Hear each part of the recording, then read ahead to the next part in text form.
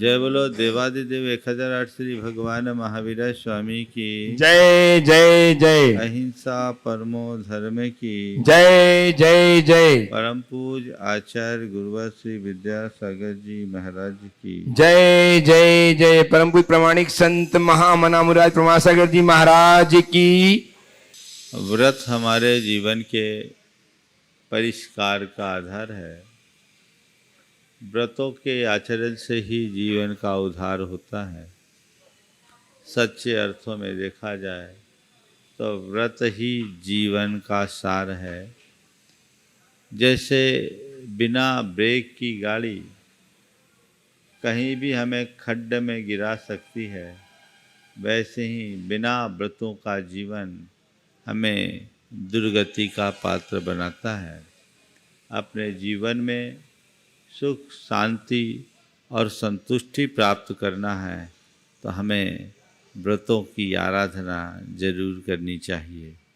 इस आशय की बात आप सबके बीच कल की गई थी और आचार्य कुंद ने कहा था कि संयमाचरण ही हमारे जीवन के उत्थान का आधार है और उसमें यदि तुम मुनि जीवन अंगीकार नहीं कर सकते तो कम से कम गृहस्थ अवस्था में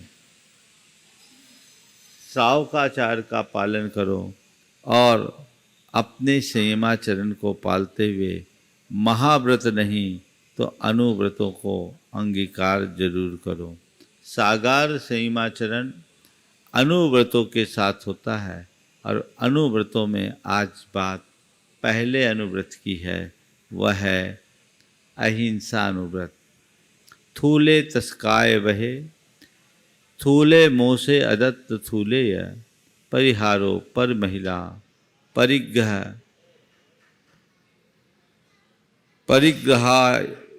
परिमाणम, परिग्रह का परिमाण। ये 5 अनुव्रत अगर अंगीकार करते हैं तो निश्चित तौर पर वह हमारे जीवन का उद्धारक होता है। पहली बात अहिंसानुव्रत की है। अहिंसा हमारे धर्म का मूल तत्व है, जैन आचार का प्राण है। हमारे जीवन में जो कुछ भी व्रत, संयम, आराधन है वह सब अहिंसा के आधार पर ही है, क्योंकि अहिंसा को परम धर्म निरूपित किया गया। बिना अहिंसा को आत्मसात किए हम अपने जीवन को आगे नहीं बढ़ा सकते। अब ये बड़ा महत्वपूर्ण सवाल है कि अहिंसा का अनुपालन हम किस स्तर पर करें। कई बार ऐसा लगता है कि हम गृहस्थ हैं, हमारे जीवन में किसी न किसी प्रकार की हिंसा तो होती ही होती। एक बार ऐसा कहा गया कि जल में जंतु है, थल में जंतु है, नभ में जंतु है, सारा संसार जंतुओं से भरा है, तो फिर हम अहिंसा का अनुपालन करें कैसे। जले जंतु थले जंतु सर्वत्र जंतुरेव च जंत्वा कुले ही संसारो कथम भिक्षु रहिंसका। जल में, थल में, नभ में, सब में जंतु है। जब सारा संसार जंतुओं से भरा है तो यहाँ रहने वाला कोई भिक्षुक अहिंसक कैसे होगा? वो अहिंसक कैसे बन पाएगा? उसकी अहिंसा की आराधना बहुत कठिन है। कई बार लोग कहते हैं कि अहिंसा की बातें तो अच्छी है पर वो व्यवहारिक नहीं है, क्योंकि उसे व्यवहारिक जीवन में पाल पाना बड़ा मुश्किल है, क्योंकि जब तक प्रवृत्ति है तब तक हिंसा है और हिंसा से हम अपने आप को बचा नहीं सकते, तो अहिंसा का अनुपालन कैसे करें। बंधुओं, आज मैं कुछ बातें आप सबके बीच रखना चाह रहा हूँ ताकि आपको जैन दर्शन में प्रतिपाद्य अहिंसा का न केवल स्वरूप समझ में आए, अपितु अहिंसा के उस स्वरूप के साथ साथ अहिंसा कितनी व्यवहारिक है ये भी समझ में आए। हमारे यहाँ कहा गया, जीवों का मरना अहिंसा और अहिंसा का संबंध जीवों के वध और अवध तक सीमित नहीं है। हमारी प्रवृत्ति में यदि अत्याचार है तो हम अहिंसक हैं, और यदि हमारी प्रवृत्ति में अयत्न है तो हम अहिंसक हैं। हमारे द्वारा हमारे भावों के ऊपर ही सब कुछ निर्भर करता है। आचार्य कुंद कहते हैं, मर्दुव जीवदुव जीवो ऐदाचारस्य निच्छिदा हिंसा पैदस्य नत्थि बंधो हिंसा मित्तेन समिदस्य। जीव मरे या जिए, अयत्नाचारी को निश्चित हिंसा है और कोई प्रयत्नवान है, सावधान है, सजग है, तो उसको हिंसा मात्र से कोई बंध नहीं है। इस बात को समझने के लिए हमें 4 स्तर पर बात को समझना चाहिए। एक है द्रव्य हिंसा, दूसरी है भाव हिंसा, तीसरी है जिसमें द्रव्य हिंसा भाव अहिंसा, और चौथी द्रव्य अहिंसा भाव अहिंसा। द्रव्य हिंसा किसी व्यक्ति के द्वारा किसी का घात होना, किसी प्राणी का घात होना, यह द्रव्य हिंसा है। भाव हिंसा किसी के घात करने का भाव होना, यह भाव हिंसा है। किसी को मारने का भाव आ जाना, ये भाव हिंसा है। द्रव्य हिंसा भाव हिंसा अहिंसा किसी के द्वारा किसी का घात हो जाना, लेकिन सामने वाले का वैसा भाव नहीं होना। और द्रव्य अहिंसा भाव अहिंसा प्रवृत्ति में अत्यंत संयम रखना, जिसमें न किसी का घात हुआ और न ही घात करने का भाव है। इसे थोड़ा समझिए। द्रव्य हिंसा, आप चले जा रहे हैं, आपके पाँव के नीचे कोई जीव आ गया, यानी घटना घटी, ये हिंसा हुई, ये द्रव्य हिंसा। भाव हिंसा, आपने किसी को मारने का भाव किया, आप चले, सावधानी से नहीं चले, आपके पाँव के नीचे कोई जीव मरे या न मरे, आपके अंदर सावधानी का अभाव है, तो आप भाव हिंसा के भागीदार हो। आचार्य कुंद कहते मर्दु व जीवदु व जीवो ऐदाचारस्य निश्चिता हिंसा। जो अयत्नाचारी है वो निश्चित तौर पर हिंसा का भागी है। आपकी प्रवृत्ति में यदि सावधानी है तो आप अहिंसक हैं, और आपकी प्रवृत्ति में असावधानी है तो आप हिंसक हैं। भाव हिंसा के भागीदार बन गए। किसी को मारना मात्र हिंसा नहीं है, मारने का भाव रखना भी हिंसा है, और वो भाव हिंसा आजकल बहुत ज़्यादा होती है, जिसकी थोड़ी देर बाद मैं चर्चा करूँगा। तीसरी स्थिति है द्रव्य हिंसा भाव अहिंसा।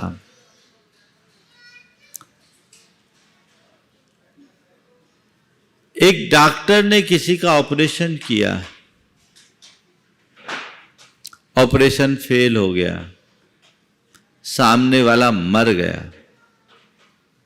हिंसा हुई कि नहीं हुई? किसी का मर जाना हिंसा है, और किसी के निमित्त से मरना हिंसा है। वो हिंसा में मरा व्यक्ति क्यों मरा? क्योंकि डॉक्टर ने ऑपरेशन किया, सर्जरी ठीक नहीं हुई या ऑपरेशन फेल हो गया, वो आदमी मर गया। मैं आपसे पूछता हूं, डॉक्टर के हाथों जो ये घटना घटी, इस घटना में डॉक्टर का क्या रोल था? क्या डॉक्टर ने उस व्यक्ति को मारा? नहीं ना। हम डॉक्टर को हिंसक कहेंगे? डॉक्टर के ऊपर कोई अभियोग लगेगा? क्यों? उसका इंटेंशन बचाने का था, मर गया, ये संयोग है। यहां द्रव्य हिंसा है, भाव अहिंसा है, और उससे उलट होता है भाव हिंसा द्रव्य हिंसा। किसी ने किसी पर गोली चलाई और वो गोली बाजू से निकल गई, वो बच गया। उसने जो गोली चलाई अपनी ओर से हिंसा उसने कर दी, सामने वाला बच गया अपने भाग्य से, वो मरा नहीं, पर इसने तो मार दिया, इसने हिंसा कर दी। यहां भाव हिंसा है, द्रव्य अहिंसा। इसके ऊपर अभियोग भी लगेगा, इसके ऊपर हत्या के प्रयास का गंभीर आरोप लगेगा और कठोर सजा मिलेगी। डॉक्टर को नहीं ना। तो एक द्रव्य हिंसा, एक भाव हिंसा, एक द्रव्य अहिंसा, भाव हिंसा, एक भाव अहिंसा, द्रव्य हिंसा। हमें मुख्य रूप से भाव हिंसा से बचने का प्रयास करना चाहिए। जब हम भाव हिंसा से बचेंगे तो द्रव्य हिंसा अपने आप बच जाएगी। कदाचित द्रव्य हिंसा से हम ना भी बच पाए तो हम दोषी नहीं है, क्योंकि हमारी प्रवृत्ति में सावधानी है। भाव हिंसा से अपने आप को बचाएं। आप गृहस्थ हो, आपके जीवन में प्रवृत्तियां हैं, बहुत सी क्रियाओं में हिंसा होती है, तो आचार्य कहते हैं हिंसा होना और हिंसा करना दोनों अलग अलग चीजें हैं। हिंसा होना एक घटना है और हिंसा करना एक अपराध। हिंसा का होना और हिंसा करना, इन दोनों में बुनियादी अंतर है। हिंसा होना एक घटना है और हिंसा करना एक अपराध, एक पाप। कहते तुम हिंसा न करने का संकल्प लो, मुझे हिंसा करना नहीं है। हिंसा हो जाए मैं यथासंभव उससे बचने की कोशिश करूंगा, लेकिन मन से, वचन से और शरीर से हिंसा नहीं करूंगा। इस संकल्प का नाम ही अहिंसानुव्रत है। और आपके लिए कहा गया केवल त्रस गाय कायिक जीवों की मन से, वचनों से और शरीर से हिंसा का त्याग करो। हमारे यहां 4 प्रकार की हिंसा बताई गई है। संकल्पी हिंसा, आरंभी हिंसा, उद्योगी हिंसा और विरोधी हिंसा। इन चारों प्रकार की हिंसा को अच्छे से समझने की जरूरत है। सबसे पहली हिंसा है संकल्पी हिंसा। संकल्पी हिंसा यानी इरादतन किसी को मारना, अपने स्वार्थ, मनोरंजन, स्वाद लिप्सा के निमित्त से जो हिंसा होती है वो कौन सी हिंसा है? संकल्पी हिंसा।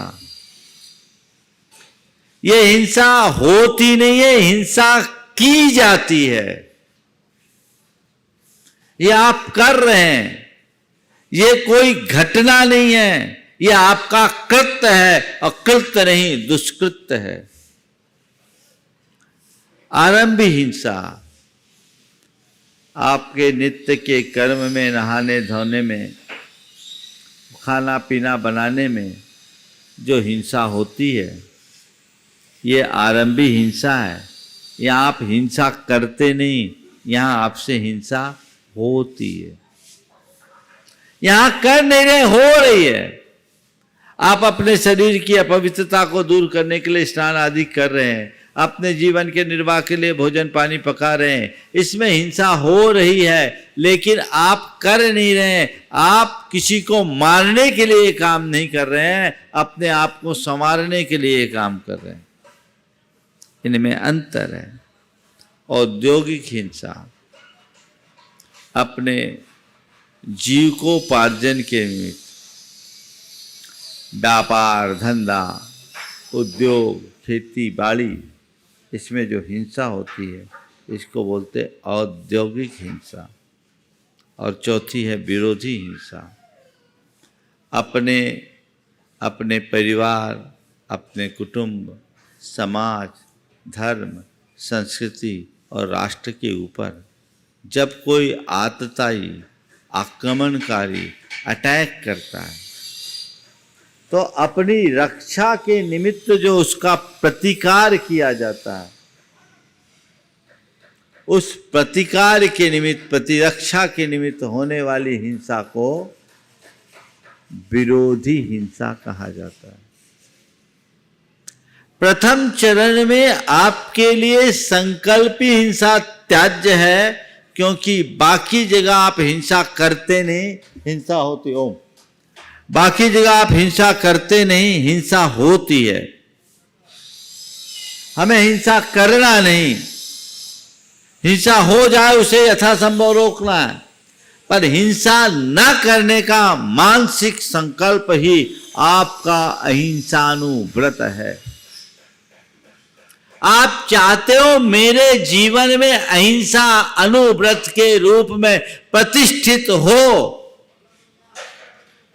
तो उसका सबसे पहला चरण है मद, मांस, मधु का प्रतिज्ञा पूर्वक परित्याग।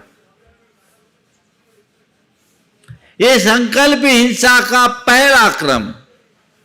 मैं किसी प्रकार के मादक पदार्थों का सेवन नहीं करूंगा, मैं किसी प्रकार के मांस से संश्लिष्ट वस्तुओं का उपयोग नहीं करूंगा और मैं कभी शहद का सेवन नहीं करूंगा। आप कर सकते हैं? आजकल मादक पदार्थ आम हो गए। महाराज, मादक पदार्थ में किसी की हिंसा थोड़ी होती है, और की हो या नहीं, निज की हिंसा तो हो रही। निज और पर दोनों की हिंसा है। अपने शरीर में आग लगाकर क्या पाओगे? सब खाक हो जाएगा। इससे बचो। तो मादक पदार्थों के सेवन का परित्याग पहले चरण में। किसी भी प्रकार के मादक वस्तुओं का मैं सेवन नहीं करूंगा। आजकल ये चीजें आम होने लगी है। नशाखोरी की प्रवृत्ति दिनों दिन बढ़ने लगी है। यहां बचने की जरूरत है। अगर व्यक्ति यहां थोड़ा सावधान हो जाए तो जीवन में बहुत बड़ा बदलाव घटित हो सकता है। इसी तरह मांस भक्षण का तो चलन नहीं है। कुछ लोग हैं जो भटकते हैं, लेकिन अप्रत्यक्ष रूप से अगर आपके द्वारा ऐसी चीजों का प्रयोग हो रहा है जिसमें जीव हिंसा है, तो ये संकल्पी हिंसा की ही पर्याय है। अपने शरीर सौंदर्य के लिए जितने भी प्रकार के सौंदर्य प्रसाधन की सामग्री है, अगर उसमें हिंसा है और आप ऐसी चीजों का उपभोग कर रहे हैं, तो ये संकल्पी हिंसा की श्रेणी में आता है। इससे बचिए। और ये तभी संभव होगा जब तुम्हारे हृदय में संवेदना होगी। किसी के संहार के मूल्य पर मुझे अपना श्रृंगार नहीं करना। अपने श्रृंगार के लिए मुझे किसी का संहार नहीं करना। क्या आप ऐसा नहीं कर सकते? आजकल तो ऐसे भी स्वास्थ्य को दृष्टिगत रखते हुए हर्बल प्रोडक्ट्स का चलन बढ़ गया और लोग उसे महत्व देने लगे। मैं आपके सौंदर्य प्रसाधन का निषेध नहीं करता, पर मैं तमाम उस प्रकार के कॉस्मेटिक्स आइटम्स का निषेध करता हूं जिसमें किसी की हिंसा होती है। हमारे देश में परंपरागत तरीके से श्रृंगार होता था। 16 श्रृंगार की व्यवस्था है। हो जिसकी रुचि वो करे, पर कम से कम ये तो देखे कि मेरे इस श्रृंगार में किसी का संहार तो नहीं हो रहा है। ये जवाबदारी आपकी है। आजकल तो एक से एक चीजें आती हैं और लोग उनका उपयोग करते हैं। बचिए।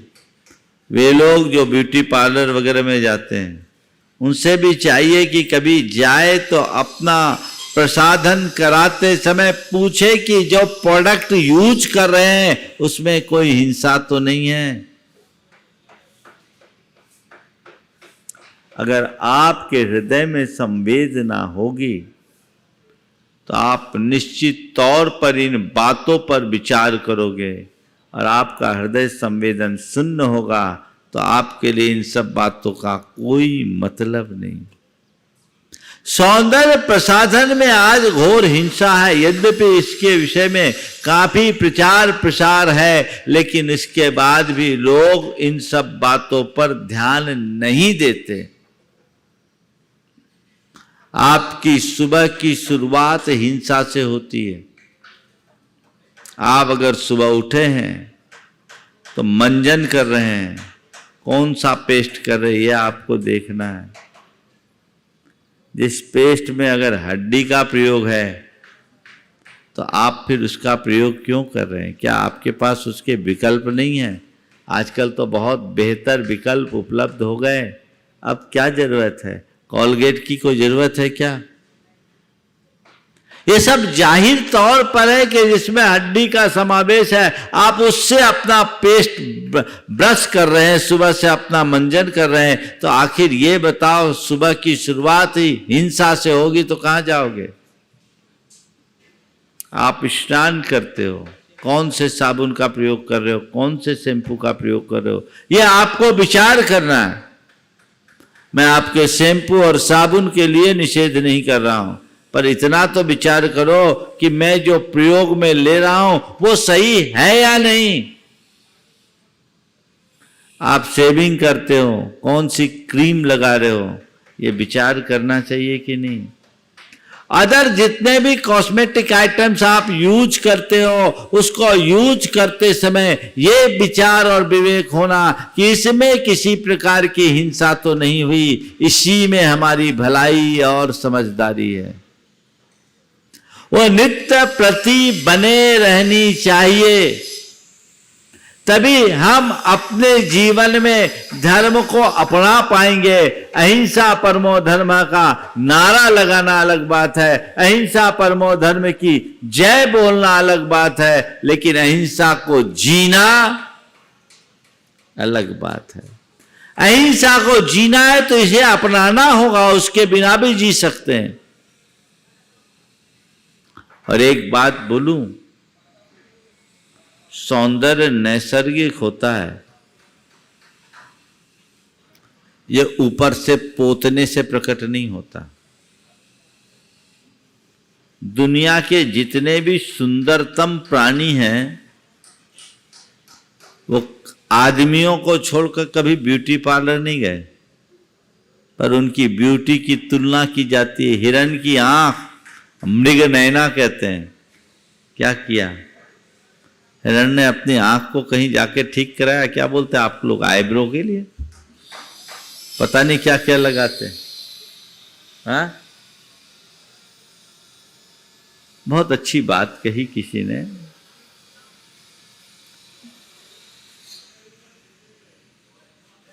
जिसको कुदरत ने सजाया है, क्या जरूरत है उसे गहनों की। जिसको कुदरत ने सजाया है, क्या जरूरत है उसे गहनों की। देखो चांद कितना खूबसूरत लगता है बेगहने। चांद ने कोई आभूषण पहन रखा क्या? कोई सजा संवरा है क्या? आज आप मोर को देखो, अट्रैक्टिव लगता है? ये नेचुरल अट्रैक्शन है, ये प्राकृतिक सौंदर्य है। उस सौंदर्य का आनंद लो। प्रकृति ने हर मनुष्य को अपने हिसाब से सजाया और उसका अपना सौंदर्य है, जिसको अपने आंतरिक सौंदर्य का बोध होता है, ये बाहरी तलक भड़क की तरफ नहीं जाता। अब मैं आपसे इतना पूछता हूं, कौवा कितना ही क्रीम पोत ले, कौवा तो कौवा ही होगा। हाँ, तुम लोग इतना सब कुछ लीपा पोती करते हो, उसके बाद भी तुम लोग चेहरे में 12 बजे रहते हैं। और हमारे गुरुदेव को देखो, इस उम्र में भी चमक रहे हैं। बोलो किसका नैसर्गिक तेज है? तेज व्यक्तित्व का होता, उस व्यक्तित्व की आभा को विकसित कीजिए। और शरीर का अगर आपको श्रृंगार करना भी है तो एक संकल्प लीजिए कि श्रृंगार के मूल्य पर मैं किसी का श्रृंगार नहीं करूंगा। अगर इतनी सी बात अंदर में बैठ गई तो समझना हमने अहिंसा धर्म की शुरुआत कर ली। पहनावे आजकल हालांकि थोड़ा कमी तो हुई है, लेकिन फिर भी अभी भी सिल्क के कपड़ों का चलन है, फर के कपड़ों का चलन है। क्या आप इनके बिना नहीं रह सकते? अब तो लोगों का रुझान कॉटन की तरफ आ गया है और सिंथेटिक चीजें हमारे पास उपलब्ध है। व्यक्ति को सोचना है मुझे अहिंसा का पालन करना है, प्रथम चरण में अहिंसा का पालन करना है, तो ऐसे कार्यों से अपने आप को बचाना है, दूर रखना है। अगर ये सोच बन जाएगी तो जीवन चमत्कृत हो जाएगा। मैं सिल्क के कपड़ों का प्रयोग नहीं करूंगा, मैं फर के कपड़ों का प्रयोग नहीं करूंगा, मैं चमड़े के पर्स का प्रयोग नहीं करूंगा, मैं चमड़ों के जूते चप्पल का प्रयोग नहीं करूंगा। क्या ये मजबूरी है? हाँ, आप इनके बिना भी तो अपना काम चला सकते हैं। और आजकल तो सबके सिंथेटिक सब्स्टिट्यूट्स आ गए हैं, बड़े अच्छे विकल्प उपलब्ध हैं। जब तुम्हारे पास बेहतर विकल्प सुलभ है तो इनमें उलझने की क्या जरूरत। अच्छे विकल्पों का लाभ लीजिए, अब मन को संकल्पित कर लीजिए। ये सब की सब संकल्पी हिंसा है। इसके अलावा कुछ जगह और आपको संकल्पी हिंसा से बचना है। मैंने कहा था कि द्रव्य हिंसा से खतरनाक भाव हिंसा है, और ये भाव हिंसा बिना हिंसा किए आप कर रहे हो और पाप के भागी बन रहे हो। जितने भी आज के गेम्स हैं जिसमें मार धाड़ है, क्या हो रहा है? हाँ, वो क्या पबजी चलता था, अब तो शायद बंद हो गया ना। हाँ, फ्री फायर। हाँ, ये क्या है? आप किसी को फायर करने का सोच भी रहे हो तो आप हिंसक हो गए। महान पाप। और कितना नुकसान पाप का बंध तो होता है, भाव खराब होते हैं, आत्मा के संस्कार बिगड़ते हैं और कर्म बंधते हैं, समय बर्बाद होता है। ये संकल्पी हिंसा है। हमारे यहां शास्त्रों में कहानी आती है आटे का मुर्गा, यशोधर चरित्र में। उसने आटे का मुर्गा बनाकर उसे मारने का संकल्प लिया था, उसके परिणाम स्वरूप नरकगामी बना। आप लोग कितने प्रकार की भाव हिंसा कर रहे हो। मनोरंजन करो, पर मनोरंजन के नाम पर ऐसे साधनों का प्रयोग कतई न करो जो तुम्हें पथ भ्रष्ट करते हो, जो तुम्हें पाप के भागीदार बनाते हो। स्वस्थ मनोरंजन हो, ये सब गलत है। इसी प्रकार अन्य भी बहुत सारे निमित्त ऐसे आते हैं। जितने आप आज के टाइम में सीरियल्स देखते हो ना, उसमें आप देखते देखते भाव हिंसा के भागीदार बन जाते हो। एक खलनायक किसी युवती को छेड़ रहा है और नायक उसको पीट रहा है। आपके मन में देखकर क्या होता है? मारो, है ना। कई लोग तो अपनी भौएं तान लेते हैं, बाहुएं उठा लेते हैं, है ना। ठोक भी दे, मन से तो ठोक दिया। वो तो जो पिट रहा है उसको भी पैसा मिल रहा है और जो पीट रहा है उसे भी पैसा मिल रहा है। तुम्हें क्या मिल रहा है? क्या मिल रहा है? ये हिंसा है। खाने पीने की चीजों में भी आपको हिंसा का पूरा ध्यान रखना चाहिए। आजकल एक सुविधा आ गई, हर प्रोडक्ट में ई नंबर लिखा रहता है, इमेंसी फेलो नंबर, जो भी उसका नाम है, ई नंबर बोलते हैं। उस ई नंबर को चेक किए बिना कोई भी प्रोडक्ट का सेवन न करे। अगर आपको दिखता है कि इसमें पशु उत्पाद है तो आप उसको न ले। एक बार जब मैं बोल रहा था तो एक परिवार था, उनके बच्चों ने कहा महाराज जी ऐसे तो सब चीज़ों में फिर क्या खाएंगे, कुछ खाने ही लायक नहीं बचेगा। नहीं, ये सोच गलत है। हम खाने के लिए नहीं जी रहे हैं, हम जीने के लिए खा रहे हैं। हम उनके बिना भी रह सकते हैं। हमारा धर्म है जियो और जीने दो, हमें खाने के लिए किसी को नहीं मारना। अपने हृदय में संवेदना जगाओ। उनके बिना भी हम रह सकते हैं और अपने आप को बचा सकते हैं।